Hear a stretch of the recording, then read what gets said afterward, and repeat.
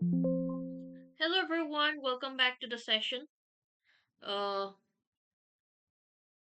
आप लोगों के लिए शिक्षा नीति चैनल में पीएचडी एडमिशन्स जो वैकेंसी आया है अलग अलग सब्जेक्ट्स में, इसके बारे में डिस्कस करूंगी। जिसमें आपका जो है इंडियन स्टैटिस्टिकल इंस्टीट्यूट, इसमें आप लोगों के बहुत सारे अलग अलग सब्जेक्ट्स में वैकेंसीज आया है।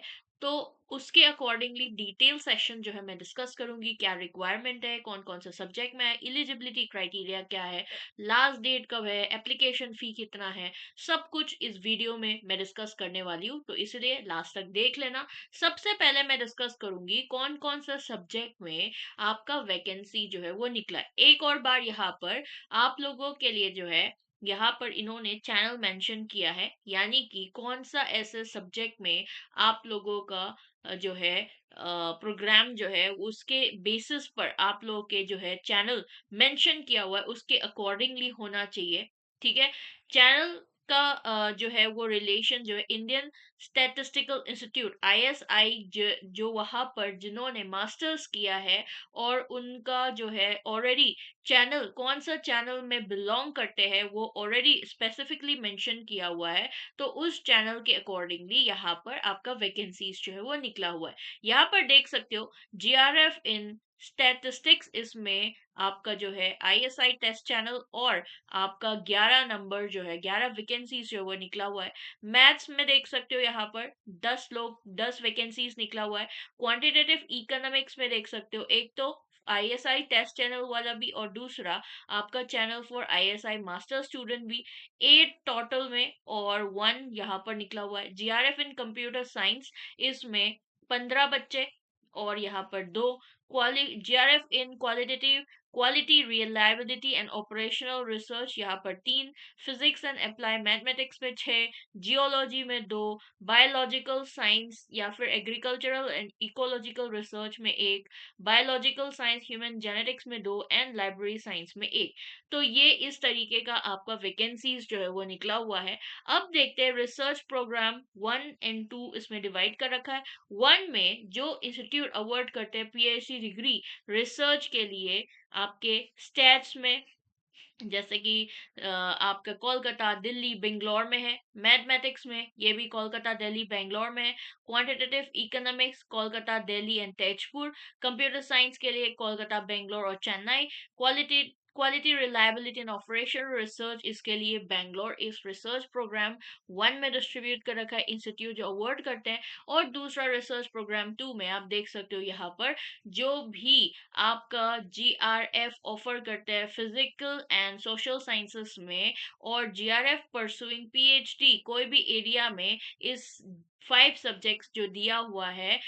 इसके अलावा बाकी यूनिवर्सिटीज से भी ज्वाइन कर सकता है इंस्टीट्यूट जो पीएचडी डिग्री देते हैं उससे भी, जैसे कि physics and apply maths Kolkata, geology Kolkata, biological science Chennai, biological science again Kolkata and then library information and science Bangalore. ठीक है।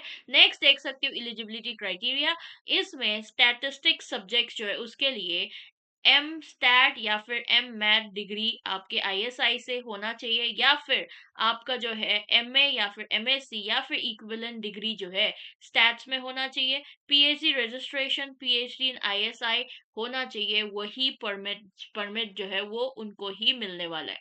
ठीक है। यहाँ पर देख सकते हो मैथ्स के लिए M Stat M math degree ISI से, MA MSc equivalent degree maths में, ME M Tech degree equivalent आपके मैथ सब्जेक्ट से, और पीएचडी रजिस्ट्रेशन जो है ये भी आईएसआई से परमिट मिलना चाहिए। क्वांटिटेटिव इकोनॉमिक्स में देख सकते हो ऑब्वियसली मास्टर्स इन इकोनॉमिक्स होगा, मैथ्स होगा, स्टैट्स होगा, या फिर आपका जो है अंडर ग्रेजुएट और पोस्ट ग्रेजुएट लेवल पर स्टैट्स सब्जेक्ट होना चाहिए। पीएचडी रजिस्ट्रेशन जो है वो आपका आईएसआई द्वारा परमिट किया हुआ होना चाहिए। कंप्यूटर साइंस का देख सकते हो एमई एम टेक, या फिर आपका जो है इलेक्ट्रॉनिक्स में, टेलीकम्युनिकेशन में, radio physics, computer science, electrical engineering, microwave communication, information technology, bio informatics, biotechnology और मैथ्स ऐसा सब्जेक्ट होना चाहिए आपका अंडर ग्रेजुएट या फिर पोस्ट ग्रेजुएट लेवल पर। एमस्टैट, एमएससी, एमसीए, एमए या फिर आपका equivalent degree physics, maths, apply maths, stats, electronic sciences, computer science, atmospheric science, information technology, bio informatics, biotechnology with maths as subjects in post grad and undergraduate level, ये होना चाहिए। And lastly PhD registration जो है वो ISI द्वारा permitted होना चाहिए। यहाँ पर अगेन देख सकते हो quality, reliability and operation research के लिए भी इसमें एमई, एमटेक, एमई और एमएस चाहिए होता है। Quality, reliability and operation research में इंडस्ट्रियल इंडस्ट्री में, प्रोडक्शन इंजीनियरिंग, मैकेनिकल इंजीनियरिंग में, या फिर master degree stats, maths, operation research में हो सकता है, डेटा साइंस में हो सकता है, और मैथ्स जो है वो पोस्ट ग्रेजुएशन लेवल पर होना चाहिए। और यहाँ पर पीएचडी रजिस्ट्रेशन जो है आईएसआर द्वारा परमिटेड होना जरूरी है।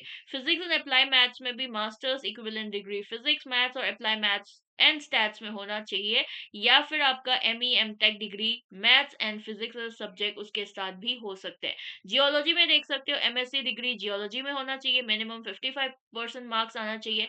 और बायोलॉजिकल साइंस में एमएससी होना चाहिए, एग्रीकल्चरल एंटोमोलॉजी में, प्लांट पैथोलॉजी में, और ये सारे जो सब्जेक्ट्स है बाकी इसमें भी आपका अगर एकेडमिक रिकॉर्ड अच्छा हो तो भी आप एलिजिबल हो।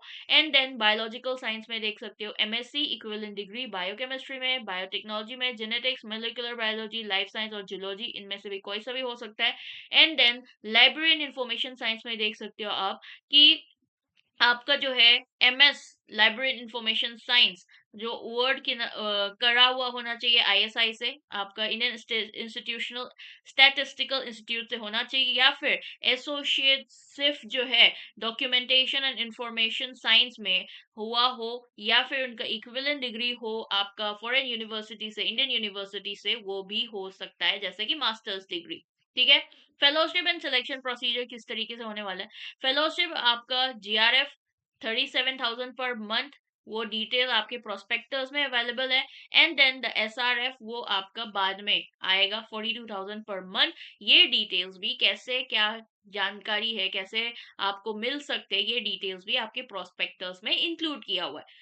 ठीक है। सिलेक्शन प्रोसीजर आपके रिटन टेस्ट होगा एक, उसके बेसिस पर होगा, और इंटरव्यू होगा उसके बेसिस पर, जो इंस्टीट्यूशन कंडक्ट करेंगे और जिसका मिनिमम एकेडमिक क्वालिफिकेशन सेटिस्फाइड होते हो उसके अकॉर्डिंगली सिलेक्ट किया जाएगा। ठीक है। बाकी एप्लीकेशन प्रोसीजर कैसा है, आपका वेबसाइट लिंक दिया हुआ है, ठीक है, यहाँ पर मेंशन किया हुआ है, इसमें ऑनलाइन आप अप्लाई कर सकते हो। और जो भी इंडियन सिटीजन है, ओवरसीज सिटीजन ऑफ इंडिया है, वो एलिजिबल है अप्लाई करने के लिए। आपका जो है वो जो भी वहां पर फिल करने के लिए बोल रहा है डिटेल्स, उसको आराम से देख के सही फॉर्म फिल कर लीजिएगा, तभी आपके एप्लीकेशन जो है वो एक्सेप्ट किया जाएगा। इंपॉर्टेंट डेट्स यहाँ पर देख सकते हो, ऑनलाइन एप्लीकेशन 12 फेब से शुरू हो चुका है और 13 मार्च 2026 तक लास्ट डेट होने वाला है। एडमिट कार्ड 17 अप्रैल तक आ जाएगा, और एडमिशन टेस्ट जो है वो 10 मई 2026 होना चाहिए। ठीक है, 10 मई 2026 को कंडक्ट किया जाएगा। फीस देख सकते हो यहाँ पर 1500 रुपये मेल एप्लीकेंट्स के लिए जो कि इंडियन सिटीजन और अनरिजर्व कैटेगरी में बिलोंग करते हैं। 1000 रुपये फीमेल कैंडिडेट्स के लिए जो भी इंडियन सिटीजन अनरिजर्व कैटेगरी में बिलोंग करते हैं। 750 रिजर्व कैंडिडेट्स के लिए OBC, SC, ST, PWD and EWS category. ठीक है। एंड देन द 1500 रुपये ओवरसीज सिटीजन ऑफ इंडिया के लिए। तो ये था आप लोग के लिए डिटेल्स, आप लोग को पता चल गया होगा। जो भी जिसका भी सब्जेक्ट्स आपके वैकेंसीज में इंक्लूडेड है, डू अप्लाई, क्योंकि बहुत इंपॉर्टेंट यूनिवर्सिटी है। और इसी तरीके से और भी मैं आप लोगों के लिए सेशंस ऐसे तरीके का लेते आऊंगी, तो इसीलिए चैनल को जरूर सब्सक्राइब कर लेना। And thank you so much for watching.